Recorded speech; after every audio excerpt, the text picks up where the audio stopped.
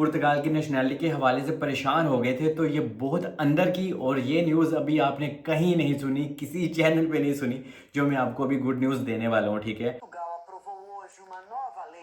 तो जी पुर्तगाल ने तो हमें पास बुला के एकदम हमें नहर में धक्का दे दिया है जब हम अपनी मंजिल के पास थे, क्योंकि पुर्तगाल ने नेशनैलिटी का लॉ 5 के बजाय 10 साल पे कर दिया है। तो जो हम लोगों का टाइम कंप्लीट हो चुका था, ऑलमोस्ट कुछ ही महीनों में हम लोग अपनी नेशनैलिटी अप्लाई करने वाले थे, तो अब हमारा क्या होगा, क्योंकि पुर्तगाल ने तो कह दिया कि 10 साल के ऊपर अभी आप अपनी नेशनैलिटी अप्लाई कर पाएंगे। तो पहले आपको बता दूं कि आपने परेशान नहीं होना, बहुत ही अच्छी और गुड न्यूज़ लेके आया हूँ आप लोगों के लिए।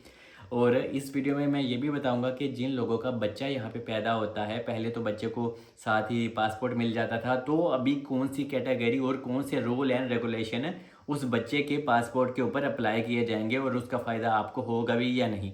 सबसे पहले मैं आपको बता दूं कि अगर आप 2020 में, 19 में, 2021 में आए थे, 22 में आए थे, तो आपके माइंड में भी हमारी तरह यही था, क्योंकि हम लोग सारे 2021-22 में आए हैं।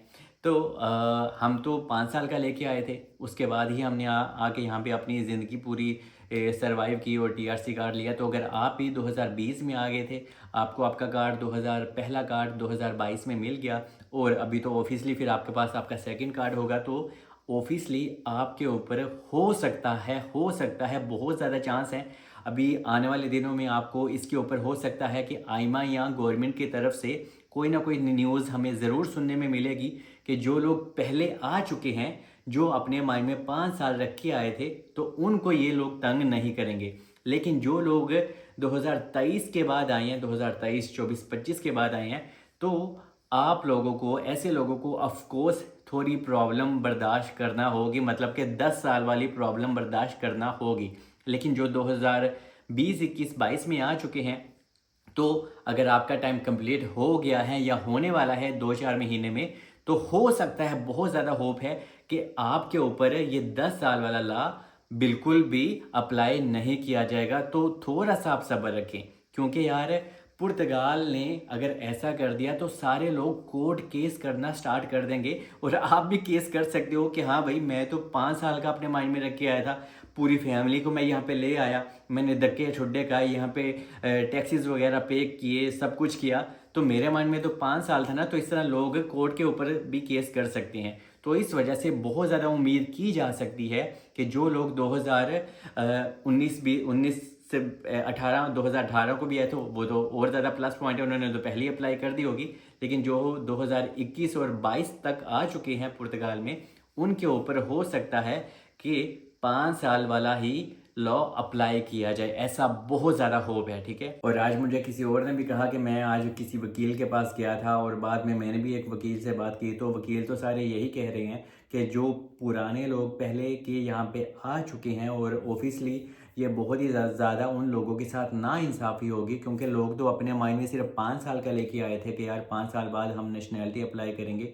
तो हो सकता है कि पुर्तगाल इतनी ज़्यादा लोगों के साथ नाइंसाफ़ी ना करे।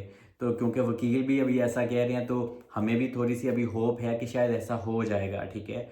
बाकी जो नए आने वाले लोग हैं, उन लोगों को काफ़ी ज़्यादा प्रॉब्लम आने वाले दिनों में हो सकती है। बाकी जो नए आने वाले लोग होंगे, तो अभी आपने अपने माइंड में 10 साल वाला ही रखना है, और 10 साल का मतलब 10 साल बिल्कुल नहीं पुर्तगाल में होता, क्योंकि पुर्तगाल में आपको 10 साल, जब आपको टीआरसी कार्ड पहला मिलेगा, अभी वो आपको आपका पहला टीआरसी कार्ड 2 साल में मिले, ठीक है, उसके बाद आपके 10 साल काउंट होंगे। और उसके बाद जब 10 साल काउंट हो जाएंगे, तो आपको आपका B1 सर्टिफिकेट भी चाहिए, लैंग्वेज सर्टिफिकेट, यहाँ का कल्चर भी आपको पता होना चाहिए, क्योंकि ये अभी इन्होंने शराइत रखी हैं कि इंसान को कल्चर भी यहाँ का पता होना चाहिए, आपका कोई क्राइम नहीं होना चाहिए। तो ये सारी चीज़ें हैं। और यहाँ पे एक चीज़ मैं आपको बता दूँ कि जब आपके 10 साल हो जाएंगे फिर टीआरसी कार्ड के बाद, तो आप अपनी नेशनैलिटी अप्लाई करते हैं, तो आपको आपका पुर्तगीज़ी पासपोर्ट मिलने में भी 2 से 3 या 2.5 साल ज़रूर लग सकते हैं। तो ये समझ लें, ये तकरीबन पूरा टाइम पीरियड 15 साल हो जाएगा। तो 15 साल हमें एक ऐसे कंट्री में अभी रहना है जहाँ पे जॉब्स कंडीशन बहुत अजीब है, रेसिज्म बहुत हाई लेवल का है, ठीक है।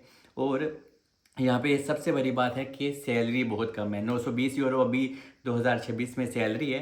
तो ये सारी चीज़ें आपने माइंड में रख के ही आनी है कि आप किस कंट्री में जा रहे हो, क्योंकि अभी आए दिन लोग मुझे वीडियो सेंड कर रहे हैं कि यार D2 visa, D7 visa, golden visa. मैं इसके ऊपर अलग अलग से ही वीडियो बनाऊंगा, क्योंकि बहुत ज़्यादा आप लोगों को लोग अभी चूना लगा रहे हैं और लगाएंगे भी, ठीक है। क्योंकि अभी इतनी ज़्यादा वीडियो लोग मुझे सेंड कर रहे हैं, सलमान क्या D2 वीज़ा हम अप्लाई कर दें, फ़लाँ एजेंट फ़लाँ बंदा कर रहा है। तो यार आप इन चीज़ों से खुद को दूर रखो, ठीक है। आप लोगों को ना लोग सही लूटते हैं, आपके पास इन्फॉर्मेशन भी नहीं होती और बाद में आप लूट आ जाते हो। तो एनीवे ये तो एक अलग चीज़ हो गई। तो आप फ़िलहाल सब्र करें। ऐसा भी हो सकता है कि 2 से 3 साल बाद पुर्तगाल ये नेशनैलिटी वाला लॉ रिवर्स ले आएगा। क्यों? क्योंकि जब लोग यहाँ पे नहीं आएंगे तो पुर्तगाल को बहुत ज़्यादा नुकसान होगा और पुर्तगाल को लोगों की ज़रूरत है, इमिग्रेंट्स की ज़रूरत है। क्योंकि यहाँ पे जो मकामी पुर्तगीसी लोग हैं ना, वो तो काम करके राज़ी नहीं है, वो तो 1 सेंट का टैक्स नहीं पे करते।